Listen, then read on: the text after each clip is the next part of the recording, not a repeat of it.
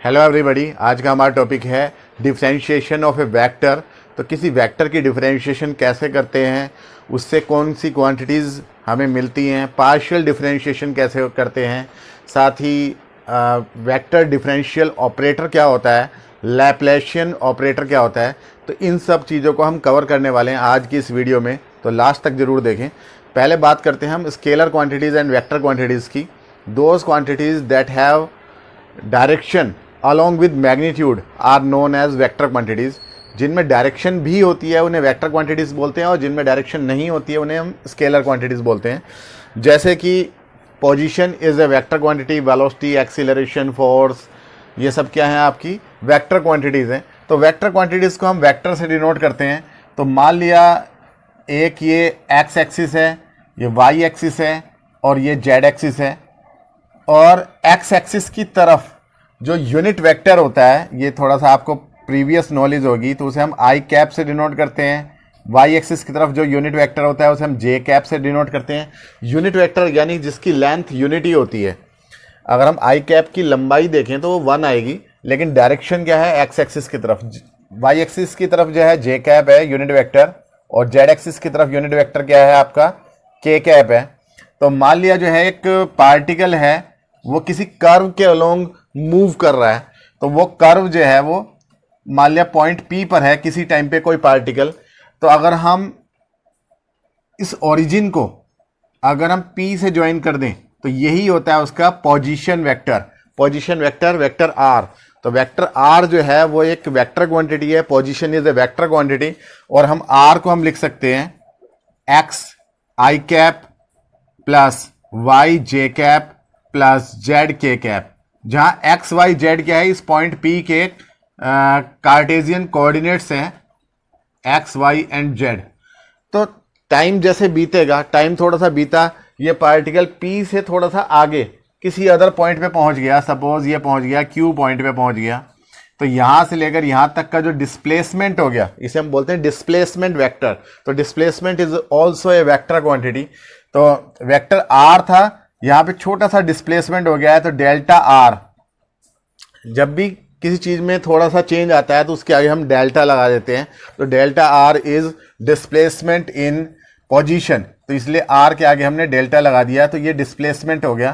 तो फाइनल जो वेक्टर आया पॉइंट क्यू का, मान लिया पॉइंट क्यू यहाँ पे है, तो फाइनल जो वेक्टर आया ओरिजिन को हमने यहाँ से ज्वाइन कर दिया, तो ये आ गया vector r plus delta vector r. दो वेक्टर्स का सम कैसे करते हैं भाई? एक वेक्टर है वेक्टर आर है, इसी के एरो हेड से हमने डेल्टा आर खींच दिया और इनिशियल को फाइनल से ज्वाइन कर दिया, तो आर और डेल्टा आर का सम आ गया, यानी आर प्लस डेल्टा आर आ गया। तो ये फाइनल पोजीशन आ गई, ये initial position vector r, final position r plus delta r. और अगर हम इसमें से सब्ट्रैक्ट कर दें तो चेंज इन पोजीशन आ गया, यानी कि डिस्प्लेसमेंट आ गया डेल्टा आर। और अगर हम डेल्टा आर में अगर हम टाइम से डिवाइड कर दें तो टाइम से डिवाइड करते ही हमें वेलोसिटी मिल जाएगी, यानी change in position upon time taken is known as velocity. तो वेलोसिटी v आ जाएगी आपकी, vector v is equal to हो जाएगी delta r over delta t. तो ये एवरेज वेलोसिटी है between points p and q। अगर p और q बहुत पास पास हैं, टाइम इंटरवल बहुत छोटा है, p से q तक जाने का टाइम इंटरवल बहुत छोटा है, तो हम यहां लगा देते हैं लिमिट। लिमिट का मतलब ये टाइम इंटरवल बहुत छोटा है, delta t tends to zero, इतना छोटा है कि वो जीरो की तरफ जा रहा है।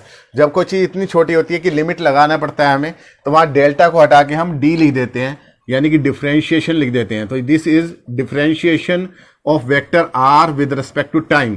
तो d r over d t, यानी differentiation of a vector with respect to time is known as, ये पोजीशन वेक्टर था, तो इसकी अगर हम टाइम की रिस्पेक्ट में हमने डिफरेंशिएशन किया है तो ये क्या हो गया आपका वेलोसिटी निकल गई है। तो हमने डिफरेंशिएशन कर दिया है पोजीशन का, यानी एक वेक्टर का।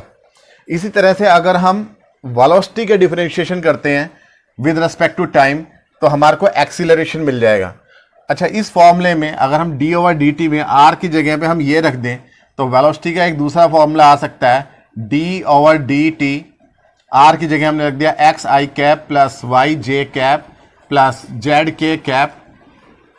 आई जे के का काम है डायरेक्शन प्रोवाइड करना, हमेशा जो है आई जे के की फॉर्म में कोई भी वेक्टर लिखा हुआ होता है तो वेलोसिटी आ जाएगी तुम्हारे पास में डी एक्स, डिफरेंशिएशन एक्स का करेंगे with respect to time into i cap plus differentiation y का करेंगे with respect to time into j cap plus differentiation z का करेंगे with respect to time into k cap.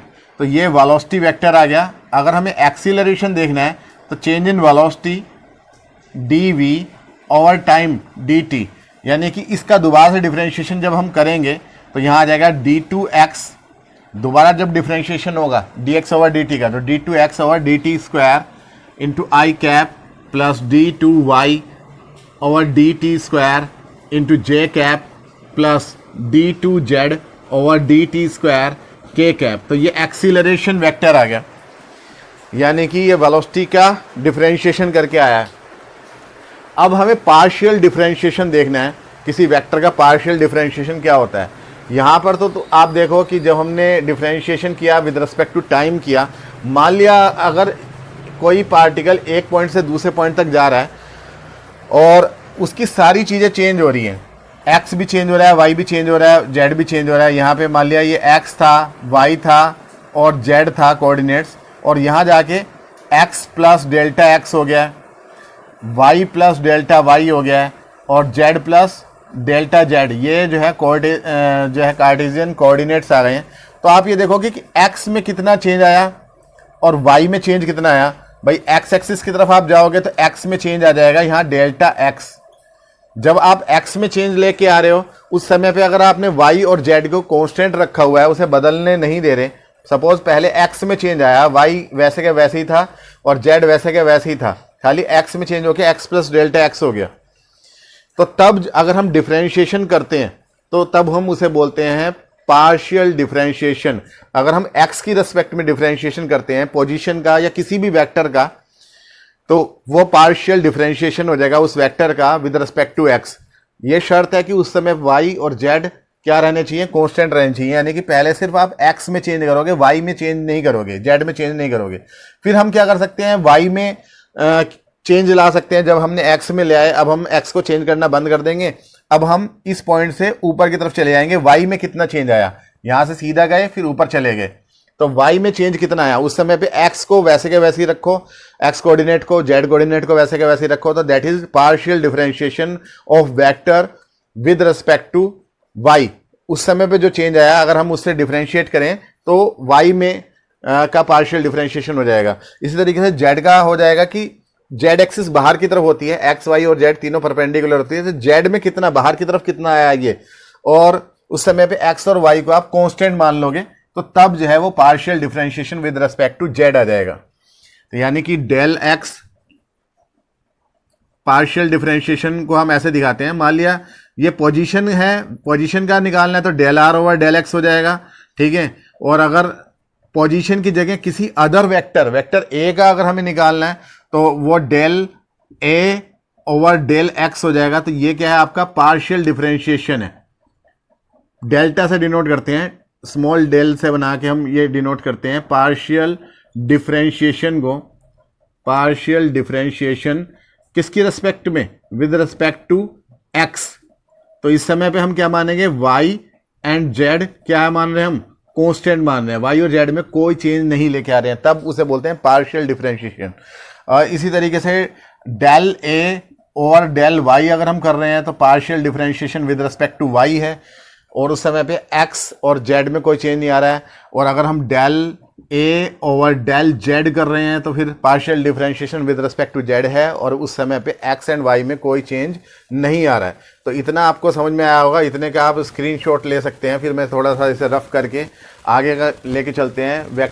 Vector differential operator हम ये समझेंगे, साथ में लाप्लासियन ऑपरेटर ये समझेंगे। स्क्रीनशॉट ले लें, चलिए ले लिया होगा आपने। तो मान लिया ये हमारे पास में वेक्टर ए है, वेक्टर ए का हमें टोटल डेरिवेटिव देखना है। टोटल डेरिवेटिव का मतलब यह है कि ए में चेंज कितना आया है, तो वो हो गया डी ए। डी ए का फॉर्मूला, टोटल डेरिवेटिव का फॉर्मूला होता है डेल ए over del x into d x plus del ए over del y into d y plus del ए over del z into d z. ये total derivative का formula है। इस total derivative में से अगर हम a जो है वो बाहर निकाल लें, टोटल डेरिवेटिव का मतलब a में चेंज कितना आया, जबकि हमें उसका पार्शियल डिफरेंशिएशन पता है with respect to x, with respect to y, with respect to z, और टोटल जो है अगर हम देखें dx, dy, dz तो एक साथ चेंज है ये x, y और z में एक साथ साइमल्टेनियस, तो dx, dy, dz है, और del x, del y, del z जो है वो अलग अलग चेंज है। तो यहाँ पर a को हम कॉमन ले लेंगे बाहर, तो ये आ जाएगा del over del x into d x plus del over del y into d y plus del over del z into d z, और ये a बाहर हमने ले लिया, वेक्टर a को बाहर ले लिया कॉमन तीनों में से। इसी को हम लिख सकते हैं आई कैप, जे कैप और के कैप की डॉट प्रोडक्ट में लिख सकते हैं इसे। तो del over del x into i cap dot d x i cap. अगर हम डी एक्स आई कैप की इसमें डॉट प्रोडक्ट कर दें तो आई कैप डॉट आई कैप कितना हो जाएगा, 1 हो जाएगा, और साथ में डी एक्स आ जाएगा। यानी कि हम इसे इस तरीके से लिख सकते हैं del over del y into j cap dot bracket में हमने लिख दिया d y j cap plus del over del z into k cap dot d z k cap. हमने अपनी तरफ से इंट्रोड्यूस किया i cap, j cap, k cap इसमें, और वेक्टर ए आपका बाहर निकल गया। तो इसी को अगर हम एक साथ लिखें डॉट प्रोडक्ट में, वैसे भी आई की आई में होती है, जे की जे में होती है, के की के में होती है, आई की जे में, जे की के में 0 हो जाती है। तो इसीलिए हम इसे ऐसे लिख सकते हैं कि del over del x i cap ये वाला टर्म, और ये वाला term del over del y j cap plus del over del z k cap, और डॉट प्रोडक्ट हम इकट्ठा कर लेंगे d x i cap plus d y j cap plus d z k cap का into vector a. तो ये जो है, ये जो इतना टर्म लिखा हुआ है ये पूरा का पूरा, इसी को हम बोलते हैं वेक्टर डिफरेंशियल ऑपरेटर। इसे हम डेल से डिनोट करते हैं, डेल्टा से डिनोट करते हैं, और उसके ऊपर वेक्टर लगा देते हैं। चाहे वेक्टर नहीं भी लगाएंगे तब भी चल जाएगा।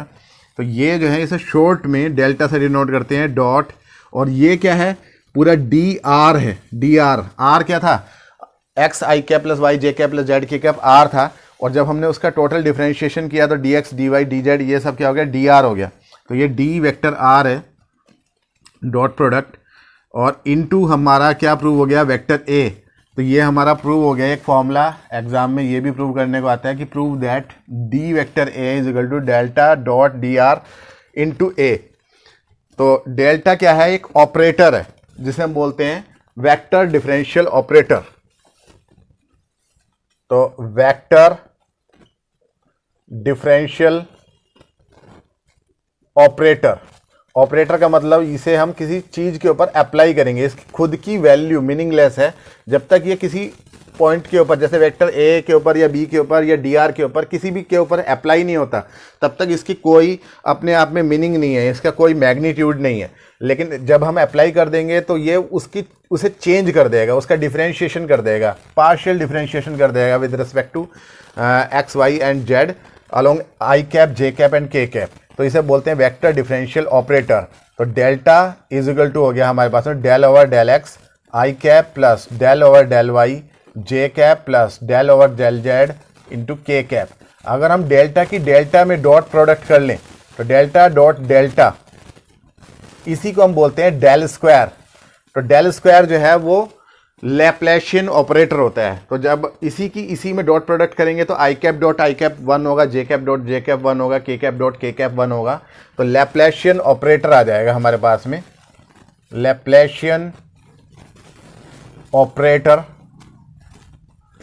Del square is equal to आ जाएगा del square over i cap की आई कैप में 1 होगी तो डेल ओवर डेल एक्स की डेल ओवर डेल एक्स में होगी तो del square over del x square आ जाएगा, plus del square over del y square आ जाएगा, plus del square over del z square आ जाएगा। तो यही हमारा क्या है, लैप्लाशियन ऑपरेटर है। ये भी एक ऑपरेटर है, तो इसका आगे यूज़ होगा, अगले लेक्चर्स को ज़रूर देखें। Thank you.